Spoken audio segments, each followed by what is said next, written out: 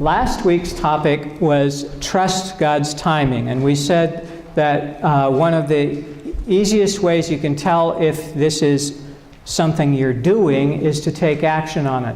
Very easy for us to agree to trust God's timing when things are going well, but we don't have any idea if we actually are trusting God's timing or if we're just enjoying the fact that things are going smoothly and that we're enjoying the ride, that part of the ride.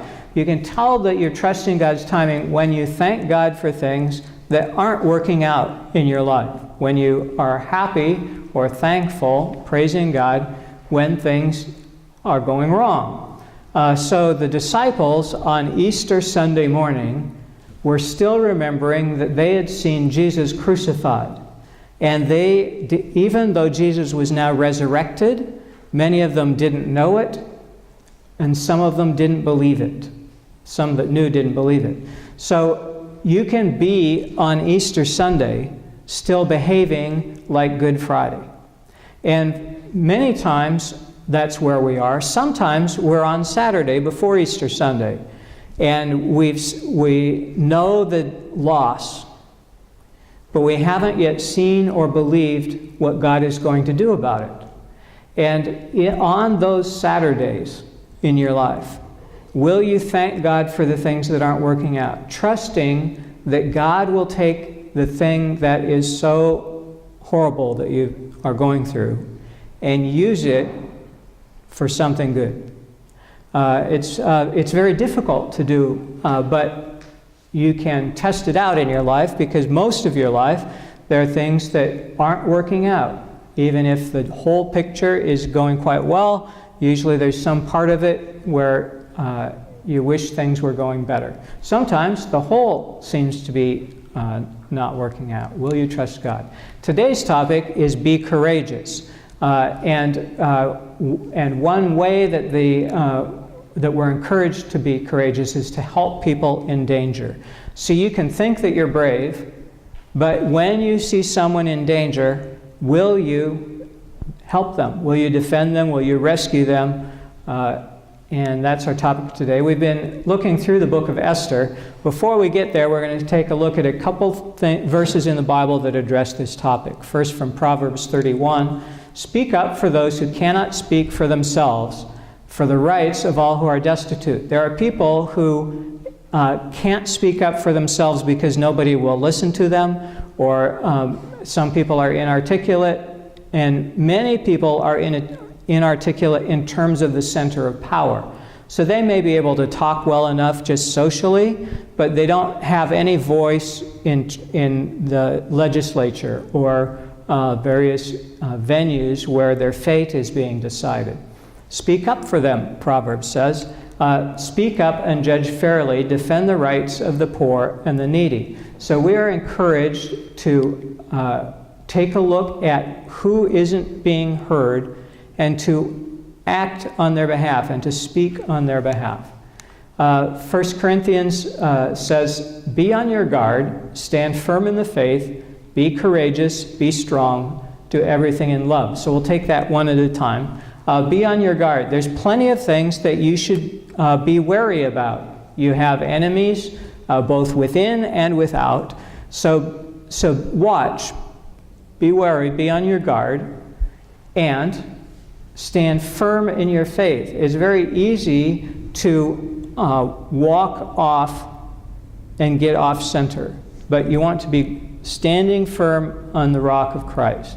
When you walk away from Jesus, your footing may feel secure, but there's many areas in town that when an earthquake hits, the land that used to feel solid will liquefy.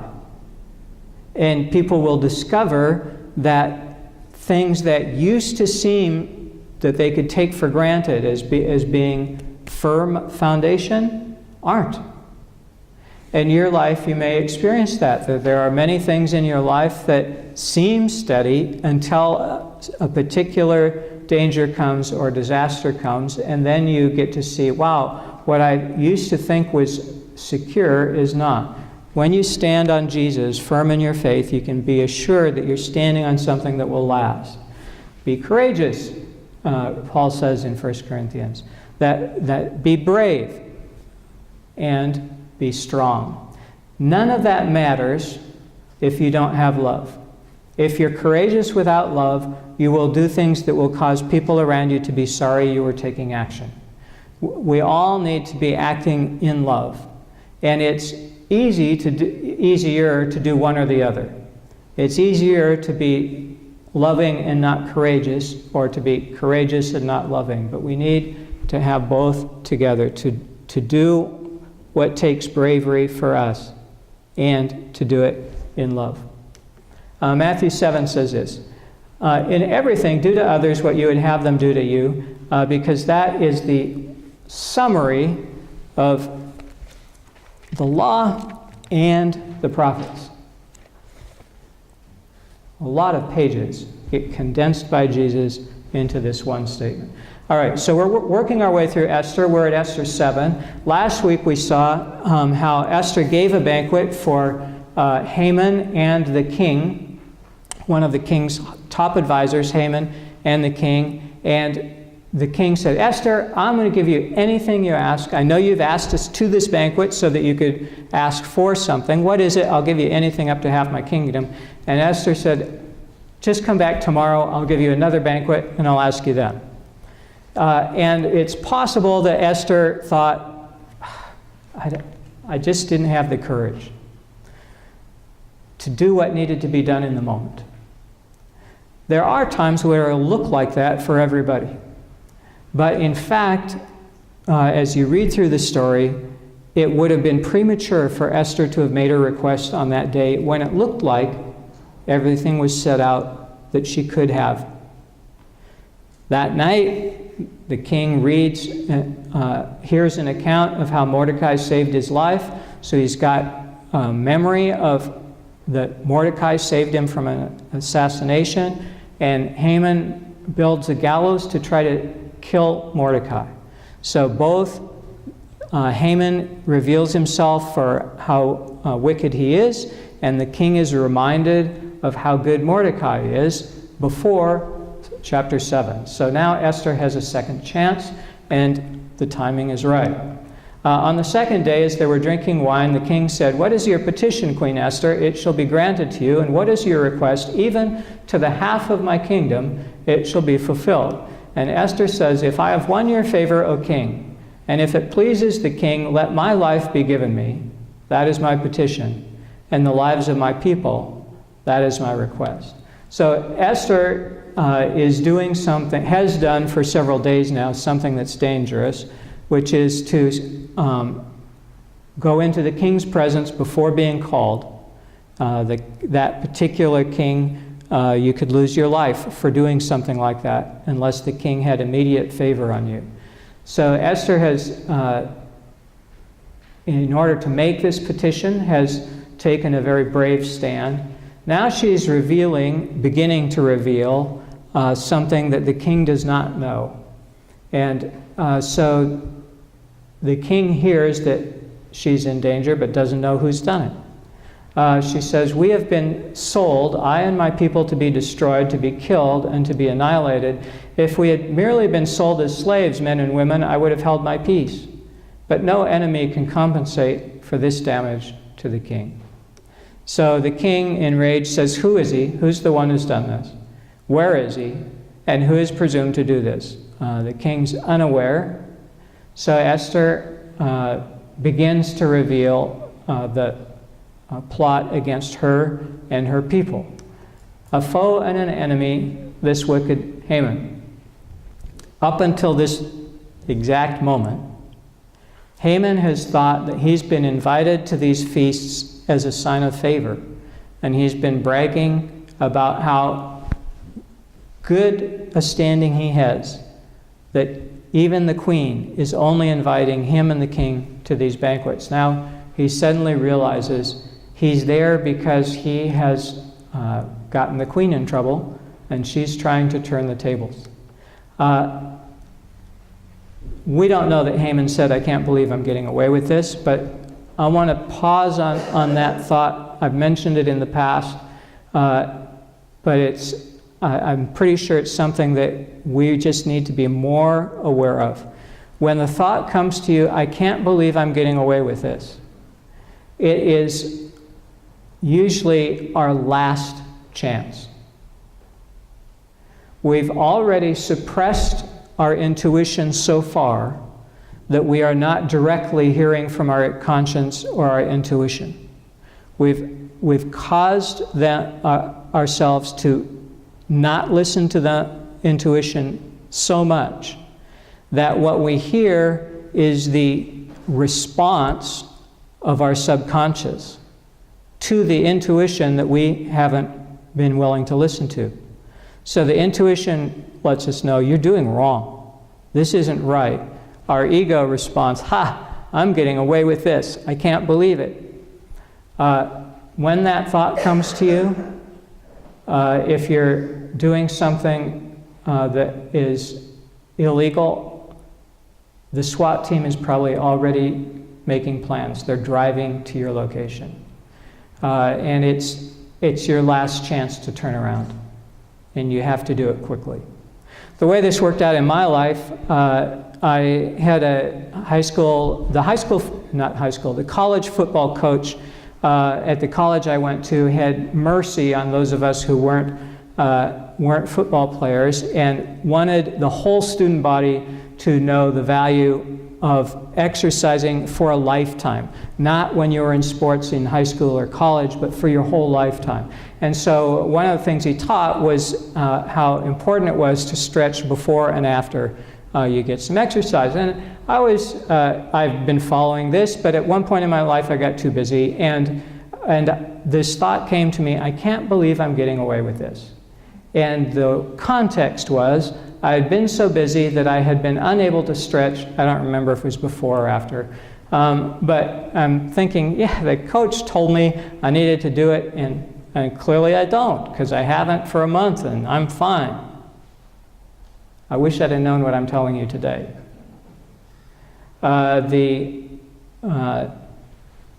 When you have a thought like that, it means that the stress fractures are already in place. They're just waiting for that one next step. The SWAT team is on its way. You need to change and repent. But I didn't. And as a result, within a week, maybe within a day, I had an injury that took a year to get over.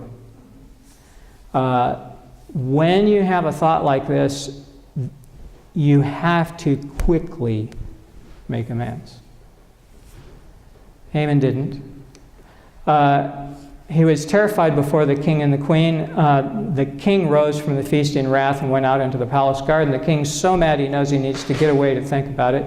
And Haman stays behind because he can see that the king is about to kill him. So he's going to plead for his life from the queen. He saw that the king had determined to destroy him. When the king comes back, he's thought through but when he comes back into the banquet hall, there's Esther who's reclining on the couch, and Haman is before her pleading for his life, and it looks like he's about to attack the queen. So the king says, will he even assault the queen in my presence in my own house? At this point, some of the servants who are serving the king decide that they will use this opportunity to say something that they know. They could have said it earlier, but maybe they needed to see Esther's bravery first as an example.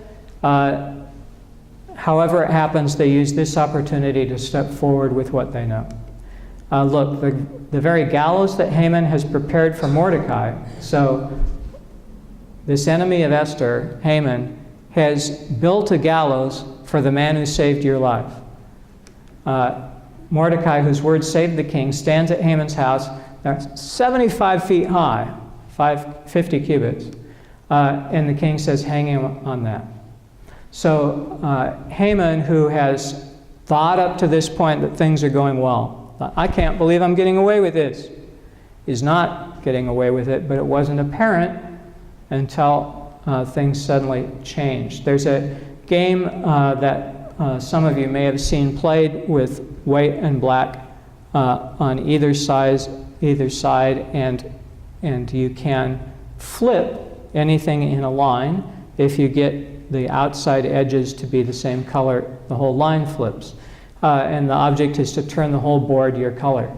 You can be within a move or two of looking like you're winning and have it all flip the other direction.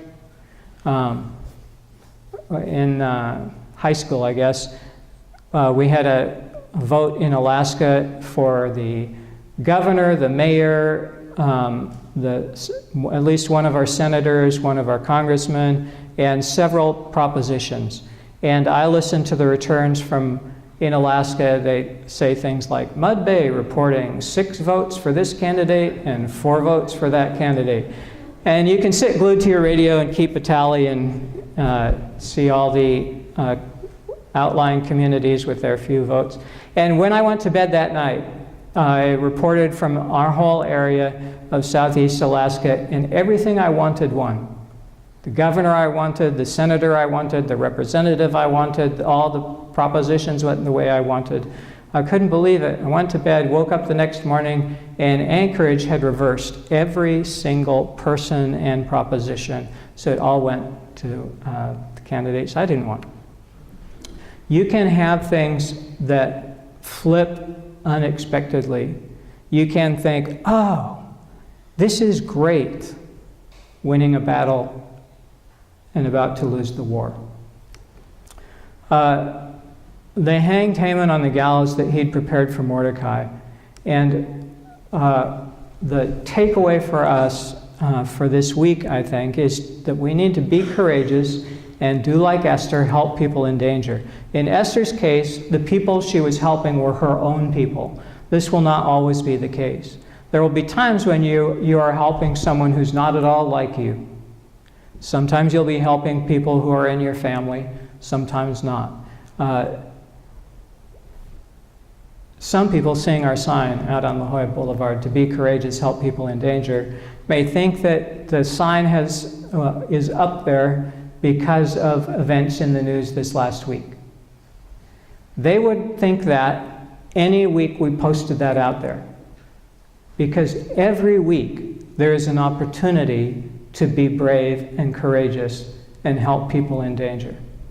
It's not out there because of something in the news this week, something particular, except to the extent that God, I believe, wanted us to go through the book of Esther, and God's timing is perfect, and we're looking at this now. So I fully expect that this is the week you really needed to hear this message. And this week there will be something where in your life where bravery is called for, and you have an opportunity to do something that will make a lasting impact. And you get to choose. If you're ready for a change, best thing you can do is to ask Jesus to be your Lord, and then ask the Holy Spirit to fill you.